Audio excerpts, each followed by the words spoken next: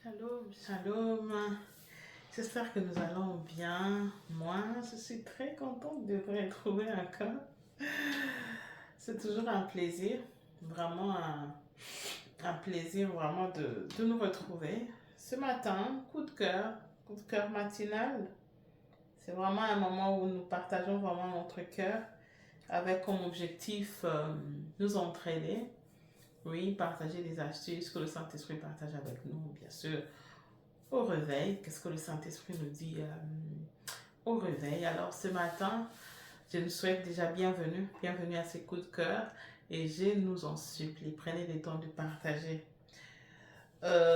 Ces temps bénit vraiment plusieurs personnes et je, je nous dis, c'est vraiment, peut-être que toi qui me suis, tu es déjà marié ou alors tu es déjà, tu te retrouves en fait, c'est un bon fit pour toi, ton fiancé ou ta fiancée, mais sache qu'il y a quelqu'un à côté de toi qui se pose encore des questions, qui lui ne sait pas comment ça doit être, qu'est-ce qu'il doit faire. Je t'en supplie, prends le temps de partager. Partage à quelqu'un, même à un ami, tu ne sais pas comment ça peut l'aider. Alors s'il te plaît, prends 30 secondes. En fait, le partage, il est gratuit. Que ce soit le partage, que ce soit le like, les commentaires, c'est gratuit. Ça ne te prend, surtout le partage et les likes, ça ne te prend même pas 5 secondes. C'est et puis c'est fini. Tu as béni quelqu'un par ton live. De la même manière, on dit pour l'évangile, lorsque je sors mon argent, je donne, je soutiens l'évangile, je soutiens mon église, je soutiens le ministère. De la même manière aussi, je contribue en faisant cela. Je suis en train de faire le ministère avec la personne. De la même manière aussi, quand vous partagez un temps qui peut bénir quelqu'un, une parole qui peut bénir quelqu'un, vous êtes en train de faire ce ministère-là avec la personne qui est en train de faire le ministère. Donc, viens faire ce ministère avec moi. Viens faire ce travail de porte-parole que je suis en train de faire. Je ne suis qu'un instrument. Alors viens être cet instrument avec moi dans le main du Seigneur pour bénir plusieurs personnes. Tu as été béni, ne garde pas ce message. Partage à quelqu'un d'autre, ça va bénir quelqu'un d'autre, ça va relever quelqu'un d'autre, ça va ouvrir les yeux à quelqu'un d'autre. Ça va permettre à ce que même quelqu'un qui vivait un amour aveugle, comme on le dit dans le monde, il va pouvoir avoir les yeux pour pouvoir bien voir et ne pas tomber dans les pièges de si je savais. C'est en fait ça. La parole vient pour nous éviter de tomber dans les si je savais. Et comme on le dit depuis le début de la semaine, c'est toujours la question majeure que tout le monde se pose. Comment découvrir la bonne personne, comment découvrir que celui qui est mon conjoint ou celui qui est c'est elle qui sera ma conjointe, comment on fait pour découvrir que c'est elle la bonne personne.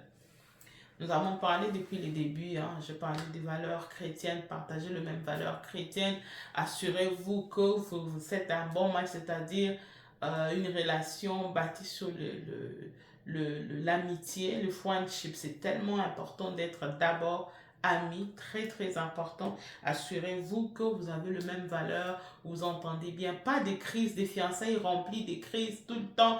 Et puis vous vous dites, oui, c'est bien, c'est ça qui permet à ce que l'amour soit ceci ou cela, comme on nous a toujours dit. C'est pas ça que le Seigneur dit, pas du tout. C'est vraiment un amour. Vous sentez que vous vous retrouvez chacun et c'est tellement facile, chacun se retrouve dans l'autre, chacun se voit dans l'autre. Tu vois l'autre comme ton vis-à-vis parce que parfois même quand il parle, c'est comme si tu t'entendais parler. Quand il pose des actions, c'est comme si tu te vois poser des actions. Donc, ce qui est pas trop de problèmes dans c'est que ça soit une relation paisible quand même quiétude, mais si ça commence, on n'a pas dit que voilà, je profite pour répondre à cette question, on n'a pas dit que on ne peut pas manquer de moments où voilà, ça peut s'érailler un peu et tout, mais ça dépend des degrés. Si sur 100% de vos temps, 90%, 95% de votre temps, c'est toujours le fight, fight, fight, vous ne vous entendez pas. Alors là, il y a un problème. Il y a un problème, vous devez vous arrêter. C'est comme je l'ai dit, soit arrêter, peut-être pour revenir. Vous pouvez être des bons feats, mais un mauvais moment. Des bons matchs. Vous pouvez être deux personnes appelées à être époux et épouse, mais pas au bon moment.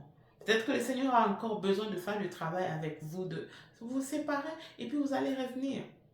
Écoutez, quand vous regardez une papaye, je sais ça non? Un papaye, une papaye, prenons la mangue. Prenons la mangue, c'est beaucoup plus facile.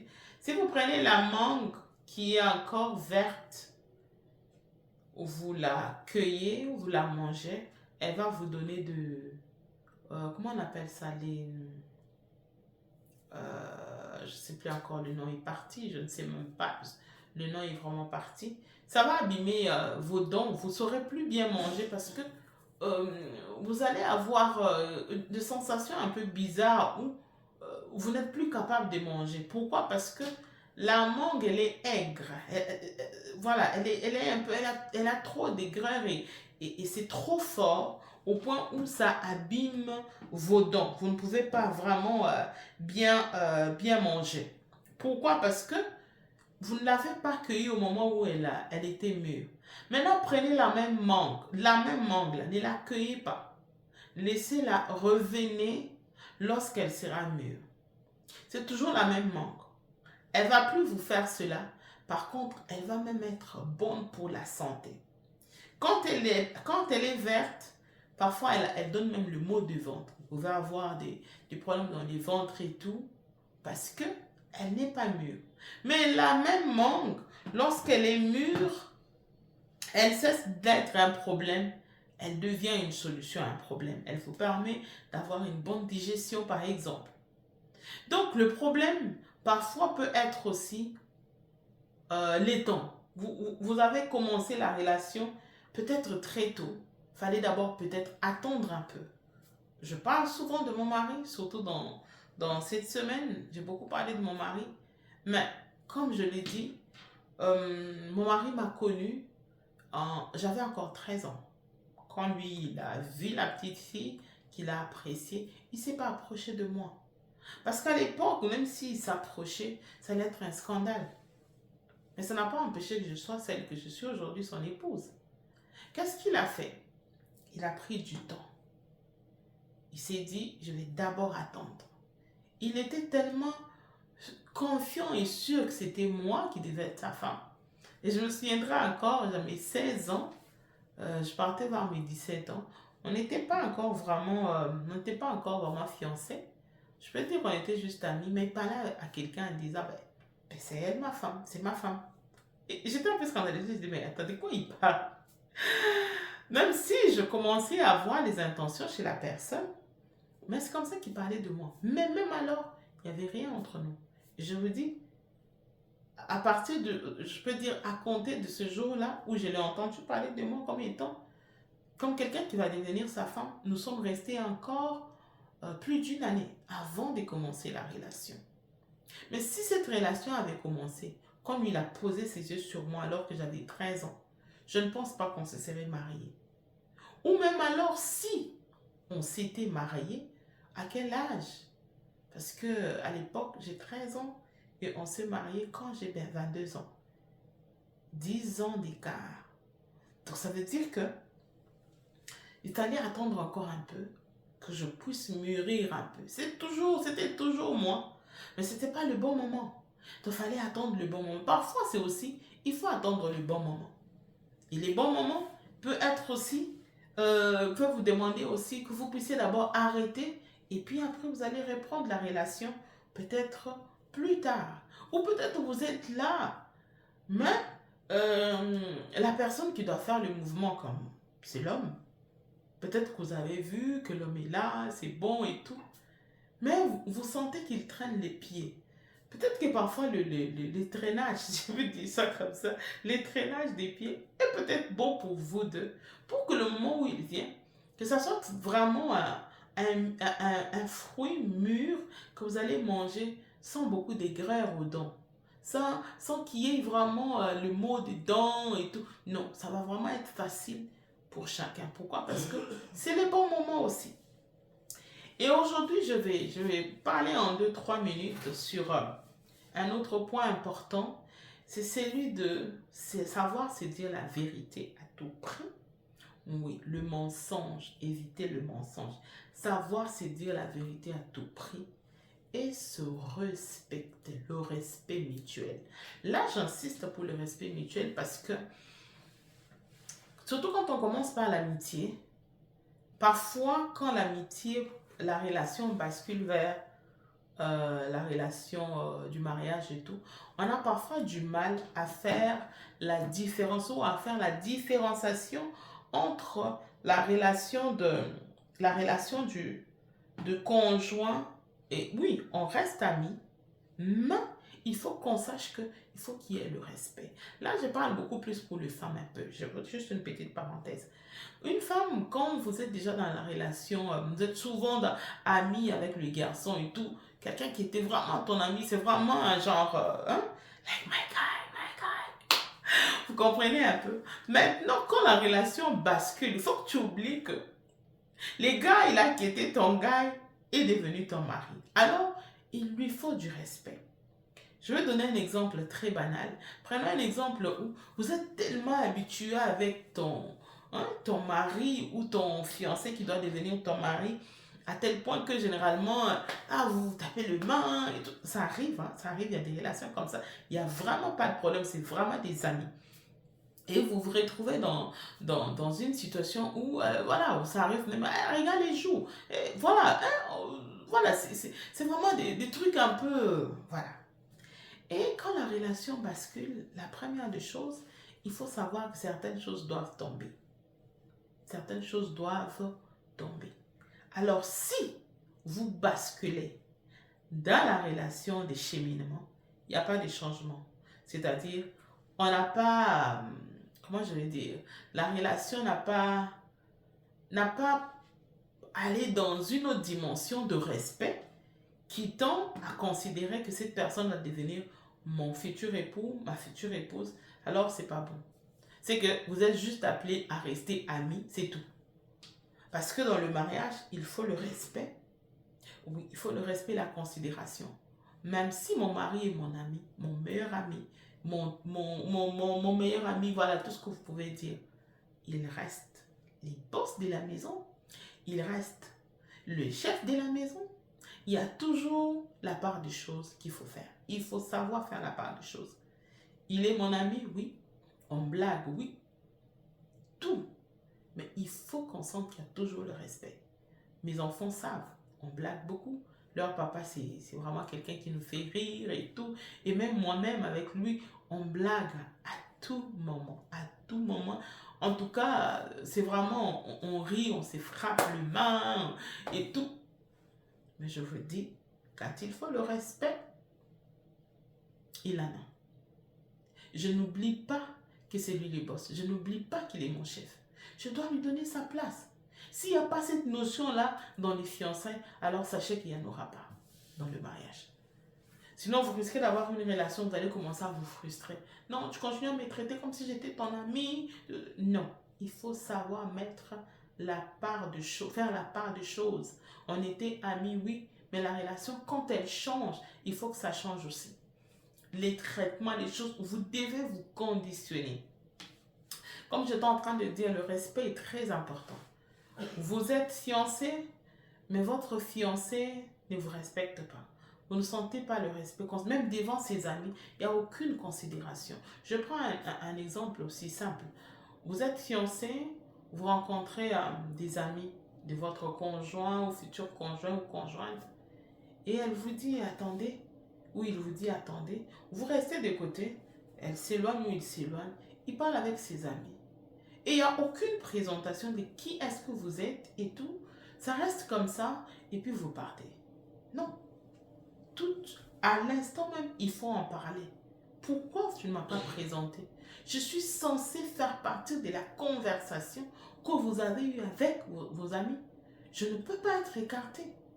À moins que ce soit ma propre volonté de dire « Ah non, c'est pas grave, je peux m'éloigner. » Je vous laisse dans votre intimité. Parce que normalement aussi, pour le respect, je ferais ça. Je vais dire « Ah ok, non chérie, tu peux parler avec tes amis. Je m'éloigne. » Parce que ce ne sont pas mes amis. Peut-être qu'il y a certaines choses, peut-être. Là, je dis bien dans les fiançailles.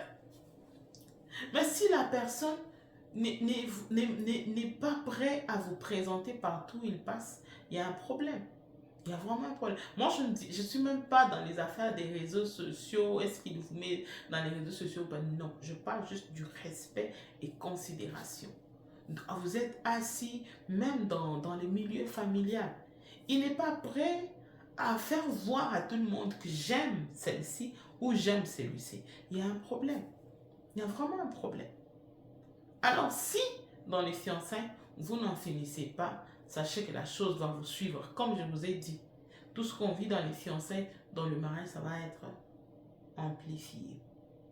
Alors, partez dans ce mariage-là, que si le Seigneur vous dit, malgré tout ce que vous avez vu, moi, Dieu, j'ai dit, partez. Alors, partez. Si Dieu ne vous a pas dit et que vous constatez toutes ces choses, mais vous décidez quand même de partir, comme je l'ai dit, il y a quelques jours, ne venez pas embêter les gens. Ne venez pas nous dire que le mariage n'est pas bon. Non. Le Seigneur a permis à ce que tu vois différents signaux qui pouvaient te permettre de prendre la décision de ne pas partir avec la personne. Alors, ne nous mets pas dans les sacs de le mariage n'est pas bon. J'ai toujours dit, le mariage est bon et il est très bon. Il est bon et il est très bon. Quand tu entends quelqu'un dire que le mariage n'est pas bon, c'est que c'est la personne elle-même qui n'est pas bonne et a rencontré une mauvaise personne et ensemble ils ont pourri ce qu'ils ont appelé mariage dans lequel ils se sont retrouvés. Ils ont pourri leur cadre qu'ils devaient appeler mariage. Alors ne venez pas dire que nous tous, nos cadres sont pourris. C'est ton cadre à toi qui est pourri. Alors ne permets pas à ce que les autres disent que tous les cadres sont pourris. Non. Ce qui est mauvais, ce n'est pas le mariage. C'est nous les personnes qui sommes mauvaises. Ah oui, c'est nous les personnes qui sommes mauvaises. Si tu n'as pas réussi à construire ton cadre de couple magnifique ton cadre, un cadre, oui, magnifique et beau, ne viens pas nous mélanger tous dedans. C'est toi qui as échoué. Alors ne viens pas nous dire que le mariage n'est pas bon. Non, le mariage reste bon. Un lieu magnifique où il fait beau vivre. Alors si tu as amené tes fardeaux du passé dans le mariage et tu n'as pas pu construire le tien, alors ne dis pas que le mariage est mauvais. C'est toi qui es mauvais. Donc, comme j'étais en train de dire, la vérité à tout prix. Pourquoi? Parce que notre Dieu, il est le chemin et la vérité. Et si nous sommes un mariage chrétien, si nous sommes un couple chrétien, nous sommes censés marcher dans la vérité. Si dans le fiançailles aujourd'hui tu me mens, ça veut dire que quand on va être dans le mariage, ça va être amplifié. C'est ça le mariage dans lequel vous trouvez à faire des « il m'a trompé ». Elle m'a trompé. Pourquoi? Parce que on a commencé déjà dans les fiançailles. Vous êtes là, même des choses bêtes qui ne nécessitent pas que vous puissiez mentir, vous mentez. Tu es au travail. Ah non, si je lui dis que je suis encore au travail, il va couper les téléphones. Et pourtant, moi, je veux qu'il reste avec moi au téléphone. Non, je ne suis pas au travail. Je suis juste en train de faire un truc là à côté. Mon père est au téléphone. Après, il découvre que vous êtes encore en route. Ok, je viens à la maison. Oh non, en fait, mensonge. C'est un simple mensonge qui n'est pas important, mais ça reste quand même un mensonge. Oui, ça reste un mensonge. C'est quoi ton programme demain? Est-ce qu'on peut se rencontrer demain à 15 heures? Oh, demain à 15 heures, j'ai un programme. Est-ce qu'on ne peut pas se rencontrer à 19 heures? Tu as tes propres intérêts dans les calculs de l'heure. À 15 heures, tu n'es pas occupé, mais tu préfères à 19 heures. Parce que tu as tes propres calculs derrière. Mais c'est mauvais. Quand vous découvrez ça, run. Oh oui, run. La vérité à tout prix. Surtout quand on est encore fiancé, la vérité. Il y en a même qui se permettent de mentir sur leurs origines. Mon père est ceci, ma mère est cela, j'ai fait telles études, je travaille telle part, alors que tout ça c'est faux. Mon salaire est de 10 000, alors que tu as un salaire de 2 000.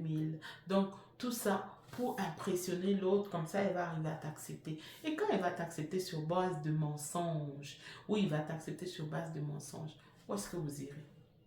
Parce que la vérité, elle, elle est têtue, elle finira toujours par se savoir. Mais pourquoi mentir? Si vous êtes dans ça, en tout cas, quittez, abandonnez. Abandonnez. N'oublie pas la vérité à tout prix. Que le Seigneur nous bénisse. À demain, à la même heure. Et demain, nous allons prendre le temps de prier.